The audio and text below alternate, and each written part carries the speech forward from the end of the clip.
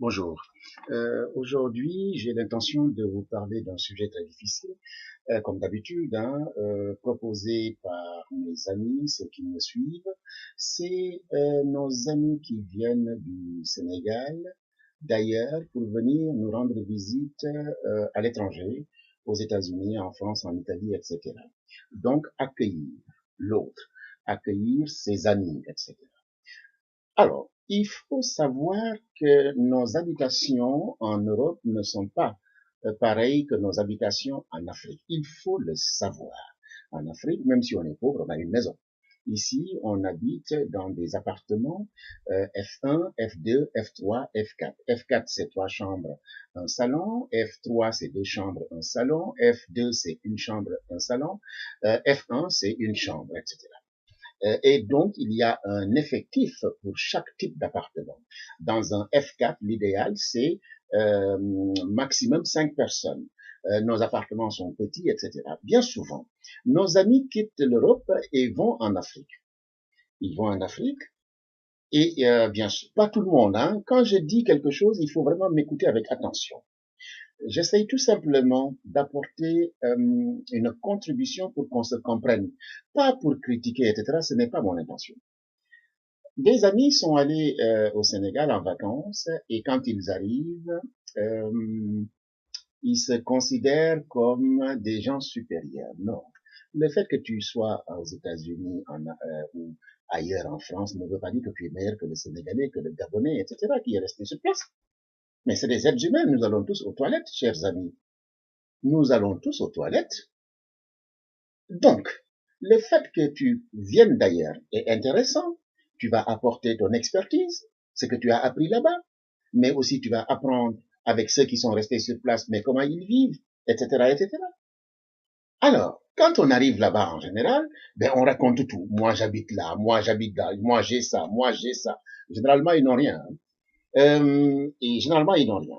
Et ils vous promettent tout et n'importe quoi. La preuve, j'ai un neveu qui est venu en Europe alors qu'il avait un bon travail au Sénégal, parce que son ami italien lui dit, Sognoé, moi je viens te récupérer à l'aéroport Charles de Gaulle.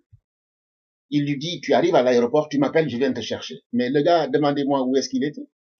Mais son ami était en Italie. Le copain sénégalais n'a pas compris du tout que la route, ce n'est pas de Dakar à Rufisque ou de Dakar à Thiès. Il s'agit d'un pays à un pays. Le neveu, il arrive à l'aéroport Charles de Gaulle, on va le chercher.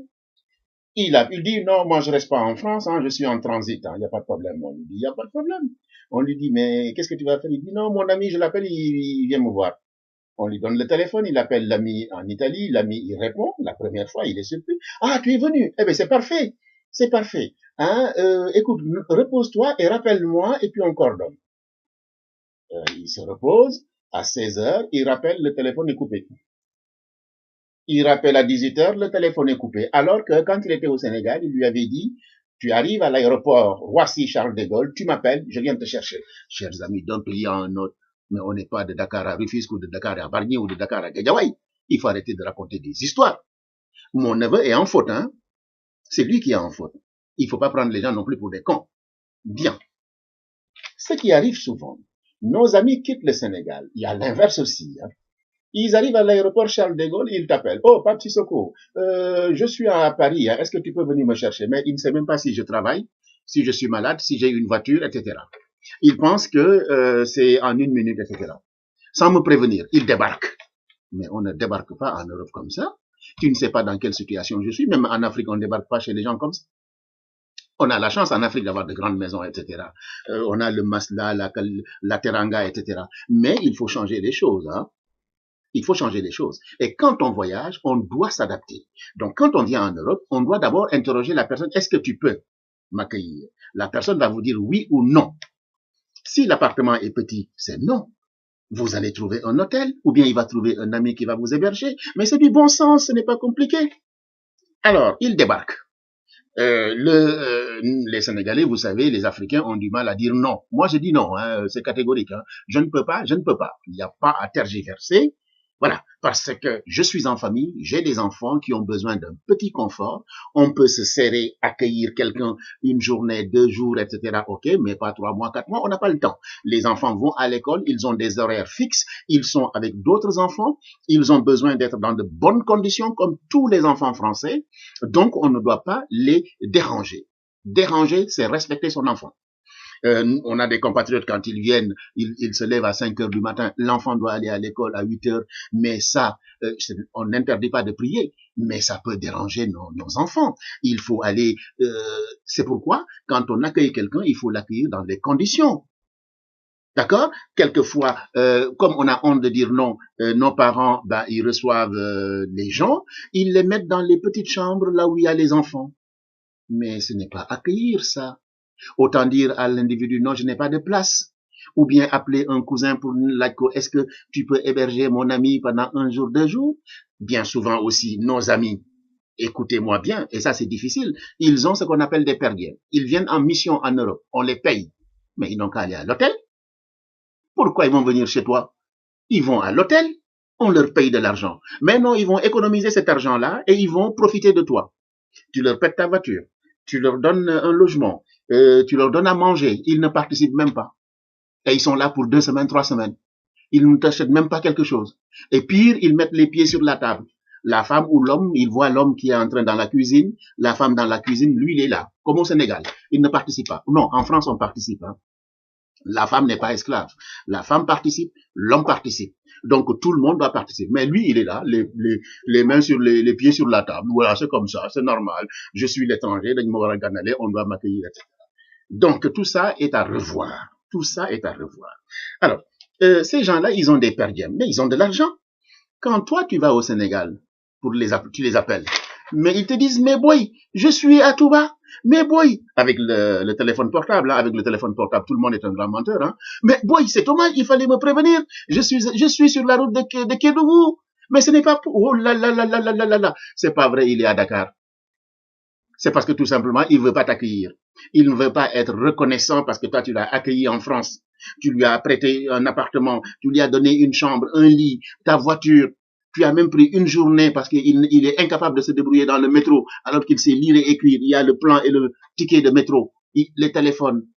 Toi, tu vas au Sénégal, tu ne le vois jamais. J'ai un ami, un jeune Abou, qui me dit que son meilleur ami est un grand cadre maintenant au Sénégal. Mais quand il est arrivé, au Sénégal, mais le gars a raconté des histoires et c'est la veille de son départ, il avait même perdu son numéro de téléphone, c'est la veille de son départ qu'il l'appelle pour lui dire, mais boy, il faut qu'on mange ensemble, hein. Mais le gars lui dit, mais non, moi je dois rentrer, c'est mes dernières heures ici. Il lui dit, mais je voulais t'inviter à Terroubi. Terroubi, je vous signale, c'est l'un des plus grands restaurants, l'un des plus grands hôtels du Sénégal. Mais le gars lui dit, mais ça ne m'intéresse pas.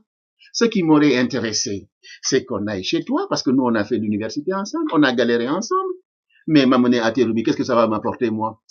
Rien. Ce gars-là, il est venu ici 3 mois, hein, 3 mois, dans la maison de cet ami-là, les pieds sur la table, la femme lui a donné le balai le 3e jour pour qu'il balaye.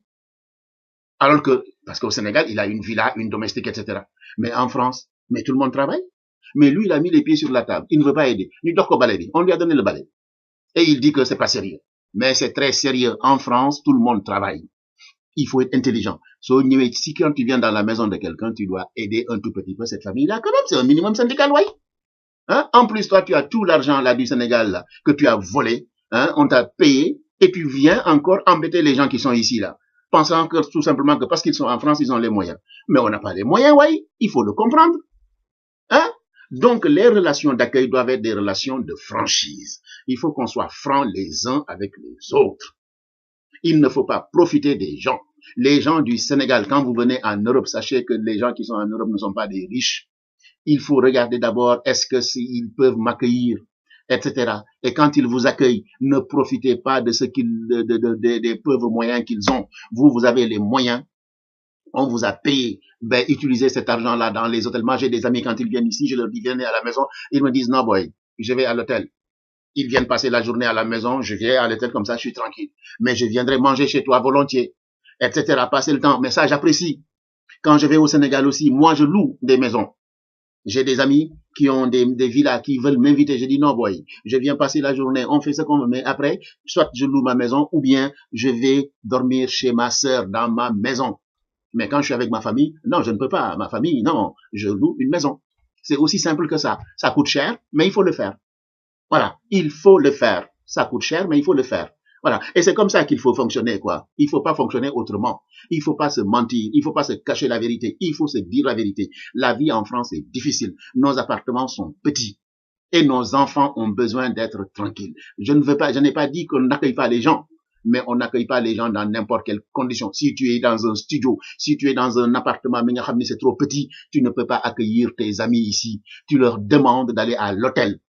Et de plus, ils ont l'argent. Si la personne est en difficulté, c'est autre chose. Je parle des gens qui ont de l'argent. Ils sont payés, des universitaires, des grands fonctionnaires. Ils ont ce qu'on appelle le per diem. On leur paye. Le loyer, le petit déjeuner, le transport, tout est payé.